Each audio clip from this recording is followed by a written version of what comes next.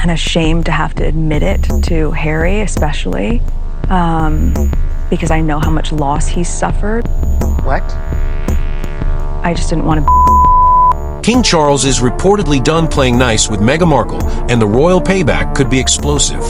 New reports suggest the monarch is seriously considering stripping Meghan of her HRH title after she allegedly violated the agreement Queen Elizabeth made when Harry and Meghan stepped back from royal duties. But that's not even the most shocking part. I need to do this for my family. This is not a surprise to anybody. It's really sad that it's got to this point, but I've got to do something for my own mental health, for my wife's, and for Archie's as well, because I could see where this was headed. Ooh. Former royal butler Grant Harold just dropped a bombshell prediction about Meghan's business ventures that has everyone talking. Want to know exactly what Meghan allegedly did that pushed King Charles over the edge? And why this could be the beginning of the end for the Sussex royal brand? We're breaking down this explosive royal drama that could change everything. Before we dive into this royal chaos, make sure to hit that like button, subscribe to our channel, and ring that notification bell so you never miss the latest royal bombshells. Let's get into it. The business move that broke the camel's back. Let's start with the incident that allegedly sent King Charles into damage control mode. According to reports, Meghan has launched yet another business venture, this time in the hospitality industry. On the surface, this sounds completely normal. Celebrities start businesses all the time, and there's nothing wrong with Meghan building her own brand. But here's where things get messy. Sources claim that Meghan allegedly labeled business gifts and promotional materials with compliments of HRH, the Duchess of Sussex. That HRH part is crucial because it stands for Her Royal Highness, and it's exactly what Queen Elizabeth asked Harry and Meghan not to use publicly when they stepped back from royal duties. This wasn't just some innocent mistake or oversight. According to royal insiders, this was a deliberate choice to use royal branding for commercial purposes, which directly violates the agreement that allowed them to keep their titles in the first place. The deal that Queen Elizabeth offered was actually quite generous. Harry and Meghan could retain their HRH titles, but they agreed not to use them publicly or commercially. It was supposed to be a compromise that allowed them to maintain their dignity while stepping away from royal responsibilities. But now reports suggest that Meghan has been using those exact titles to promote her business ventures. We're talking about monogrammed jam jars, gift tags with royal seals, and promotional materials that blur the line between personal branding and royal authority. For King Charles, this isn't just about business ethics. It's about the integrity of the monarchy itself. When someone uses royal titles to legitimize commercial ventures while claiming to be independent from a royal family, it creates a contradiction that undermines the entire institution. Grant Harold, who served as King Charles's former butler for 7 years, didn't hold back when discussing Meghan's latest venture. He predicted that her hospitality business would fail, and his reasoning was particularly harsh. Harold allegedly said that Meghan is about as hospitable as a reptile house at the zoo. That's a devastating critique from someone who knows the royal family intimately and understands what true hospitality means in royal circles. The pattern of title usage. What makes this situation even more explosive is that this isn't an isolated incident. Royal watchers have been documenting a pattern of Meghan using her HRH title in ways that seem to violate the spirit, if not the letter, of her agreement with Queen Elizabeth. The most recent controversy involved Meghan reposting a letter from a Ukrainian official on Instagram. The letter referred to her as Your Royal Highness, and by sharing it publicly, Meghan essentially broadcast her royal title to millions of followers. This wasn't private correspondence or personal communication. This was a calculated public display. For royal protocol experts, this kind of behavior represents a systematic abuse of the compromise that Queen Elizabeth offered. The late Queen's deal was based on trust and good faith. She believed that Harry and Meghan would honor the spirit of the agreement, even if they retained the technical right to use their titles. But what we're seeing now looks like someone who's determined to have it both ways. Meghan appears to be using royal branding when it benefits her business and personal brand, while simultaneously maintaining that she's independent from a royal family. The stationery, correspondence, and public communications all reportedly feature HRH designations. It's as if Meghan believes that the royal titles are what give her identity and legitimacy, despite years of talking about being a strong, independent woman. This obsession with titles is particularly ironic because it contradicts the narrative of independence and self-determination that Harry and Meghan have been promoting since they left the UK. If someone is truly standing on their own merits and building their own brand, why do they need to cling to institutional titles? Royal experts are calling this behavior a slow, deliberate erosion of royal boundaries, and they're suggesting that King Charles has finally reached his breaking point. Harry's uncomfortable position. While Meghan faces criticism for her alleged title usage, Prince Harry finds himself in an increasingly uncomfortable position. Royal insiders suggest that Harry is not happy with how Meghan has been using their royal titles, especially after she openly mocked royal protocols in their Netflix documentary series. The Netflix show featured moments where Meghan appeared to mock the traditional curtsy and other royal customs.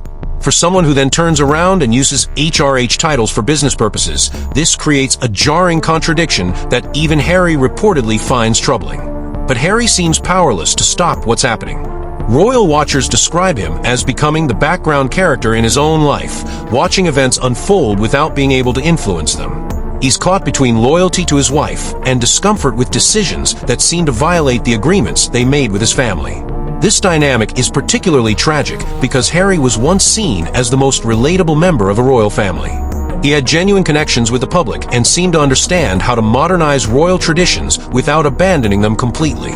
Now he appears muted and sometimes embarrassed by the controversies that continue to follow their brand. The man who once seemed confident and charismatic now looks like someone who's lost control of his own narrative. For King Charles, watching his son struggle in this situation must be particularly painful.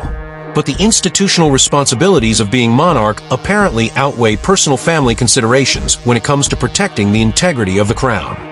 If you're finding this royal analysis eye-opening, make sure to hit that like button and let us know in the comments what you think about this explosive situation. The king's nuclear option.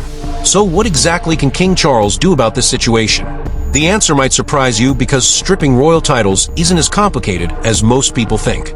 In fact, it's happened before and it could happen again. Sarah Ferguson lost her HRH title after her divorce from Prince Andrew. Princess Diana gave up hers as part of her divorce settlement. More recently, Prince Andrew had his titles stripped away in disgrace. So there's definitely precedent for removing royal designations when someone violates the standards expected of them. The process is surprisingly straightforward. King Charles could issue what's called a letters patent that would immediately remove Meghan's HRH title.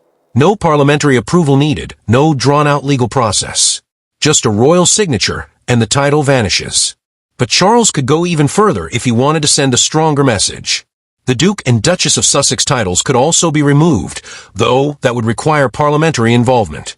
If that happened, Meghan would be left with only one formal title, Princess Henry, named after her husband's birth name. The irony of Meghan being identified only by her husband's name, after years of promoting female independence and empowerment, would not be lost on royal observers. For Charles, this isn't about revenge or personal animosity. Royal experts say this is about setting boundaries and protecting the institution that he spent his entire life preparing to lead. The monarchy is built on rules, traditions, and symbolism. When someone systematically abuses those elements, especially from within the family, decisive action becomes necessary. The timing of any such action would be crucial. Charles is still in the early stages of his reign, and how he handles this situation will set the tone for his entire monarchy. Will he allow modern pressures and celebrity culture to dilute royal standards, or will he reinforce the boundaries that give the institution its meaning? The business reality check. Beyond the title controversy, there are serious questions about whether Meghan's business ventures can succeed on their own merits. Grant Harold's prediction that her hospitality business will fail isn't just personal criticism. It reflects broader concerns about whether her ventures have genuine substance or if they're primarily dependent on royal association. Looking at Meghan's track record, there's a pattern worth examining. Her podcast had mixed reviews and struggled to maintain audience engagement. Her lifestyle content hasn't achieved the breakthrough success that many expected. Even her charitable initiatives often seem overshadowed by title controversies and media drama. The fundamental question is whether any of these ventures would attract the same attention and investment if they weren't connected to royal branding. Without the HRH designation and royal mystique, would Meghan's jam business or hospitality ventures generate the same level of interest? This isn't meant to diminish Meghan's intelligence or business acumen. It's simply recognizing the reality that royal association creates artificial advantages that don't necessarily translate to long-term success. If King Charles does strip the titles, it would create a natural experiment. We get to see whether Meghan can build a successful brand based purely on her own merits and personality, without the royal branding that has been central to her post-royal identity. The institutional stakes. For King Charles and the monarchy, this controversy represents much more than a family dispute. It's a test of institutional integrity and the relevance of royal standards in the modern world. The core principle at stake is whether royal titles can be treated as personal property that individuals can use for commercial gain while rejecting the responsibilities that traditionally come with them. If the answer is yes, then the entire concept of earned royal honor becomes meaningless. The monarchy has survived for centuries by adapting to changing times while maintaining certain unchanging standards. Royal titles carry weight because they represent something larger than individual ambition. They connect to history, public service, and institutional values that transcend personal branding. When those titles become marketing tools divorced from service and responsibility, they lose their meaning and public respect. Charles understands that allowing this erosion to continue would fundamentally weaken the monarchy's position in British society and the Commonwealth. The international implications are also significant. The royal family serves as Britain's most recognizable cultural export, and their behavior reflects on the country's reputation worldwide.